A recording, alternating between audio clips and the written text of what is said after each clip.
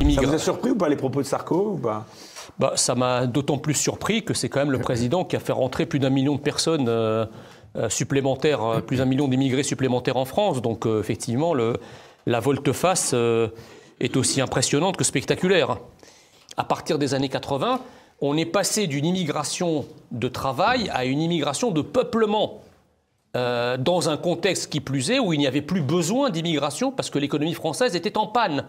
Et dans un autre contexte où idéologiquement, comment dirais-je, tout le corset, tout le creuset républicain et français était méthodiquement démantelé par la gauche qui expliquait que non, la France n'était pas un pays de résistants, non, la France, c'est pas un pays magnifique, au contraire, la France, c'est un pays affreux, c'est un pays colonialiste, c'est un pays antisémite, c'est un pays esclavagiste, raciste, antisémite, etc. Donc, ces deux phénomènes, immigration massive de peuplement, abandon du creuset français assimilationniste et républicain, plus une idéologie délétère antinationale, provoque un cocktail où, en fait, celui qui vient d'ailleurs, non seulement il ne devient pas d'ici parce qu'on l'encourage à ne plus devenir d'ici, mais on l'encourage à devenir ce qu'il est, voire à se radicaliser dans ce qu'il est, au point que certains Français qui deviennent minoritaires dans les quartiers qui sont à majorité immigrée, eux s'assimilent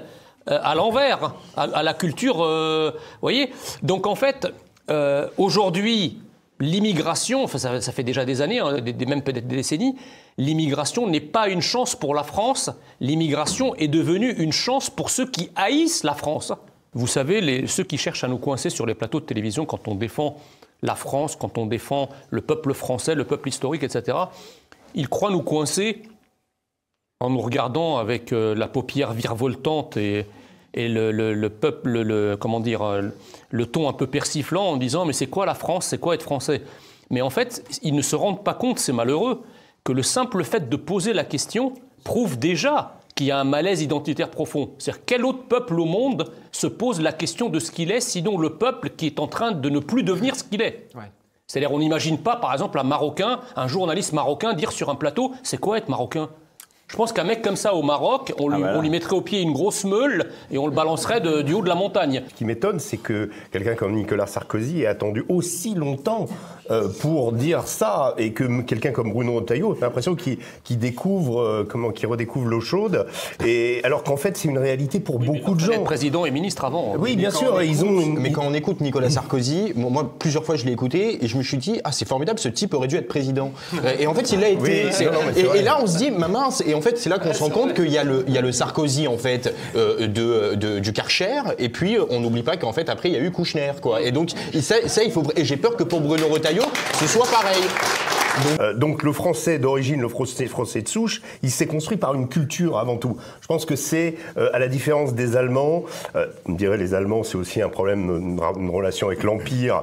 L'Empire et l'État, on est dans un complexe philosophique un petit peu différent. Mais pour ce qui est des Français, en tout cas, il y a un creuset, c'est bien le terme, creuset français. Or, ce à quoi Jean fait face sur les plateaux de télé, ce sont des gens qui voudraient déconstruire ça. Je pense que le terme, il est utilisé par les wokistes, c'est vraiment l'idée de déconstruire, c'est-à-dire d'atomiser au maximum l'individu, et c'est là où moi je pense que l'extrême gauche et le grand patronat sont exactement main dans la main. C'est des gens qui pensent que les individus sont absolument interchangeables, qu'on peut les faire venir. Vous entendez régulièrement le patron du MEDEF dire « il faudrait au moins 1 million en plus, parce que sinon on va pas pouvoir remplir les restos cet été, alors on va faire venir des Tunisiens, etc. » Vous n'arrêtez pas d'entendre ça depuis très très longtemps.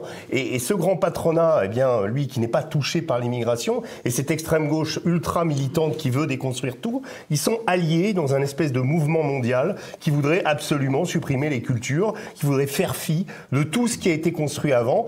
Or, voilà, la vérité, c'est ce que vous disiez. Moi, je pense qu'il y a quelque chose de très juste.